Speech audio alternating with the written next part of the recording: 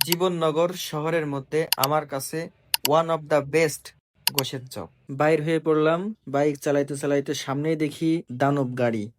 দানব গাড়িটি ক্রস করে জ্যাম পার করে, প্রচন্ড জ্যাম, জীবননগর বাজারে প্রচন্ড জ্যাম থাকে। চ্যাংখালী রোডের যে রাস্তাটি আছে, রাস্তাটি পার করতে 3 থেকে 4 মিনিট সময় লেগে গেল। জ্যাম পার করে আল্লাহু লেখা যে ভাস্কর্য আছে, ভাস্কর্য পার করে সোজা কালীগঞ্জ রোডে চলে আসলাম। কালীগঞ্জ রোড আসতেই প্রচন্ড বৃষ্টি শুরু হয়ে গেল। বৃষ্টিকে উপেক্ষা করে চলে আসলাম হোন্ডার যে শোরুম আছে, হোন্ডা শোরুমের পাশেই যেই বিটটি আছে, বিটটি পার করেই কিছু দূর সামনেই, অর্থাৎ মসজিদের অপোজিটে যেই চপের দোকানটি আছে, সেটি সেই আমির কাকার চপের দোকান। সেখানে পৌঁছালাম, পৌঁছে বাইকটি এক সাইড করে রাখলাম। বাইকটি এক সাইড করে কাকার কাছে হেঁটে হেঁটে কাকার কাছে আসলাম। এসে জিজ্ঞাসা করলাম, কাকা চপের কি অবস্থা? কাকা বললো এখনো 30 মিনিট সময় লাগবে।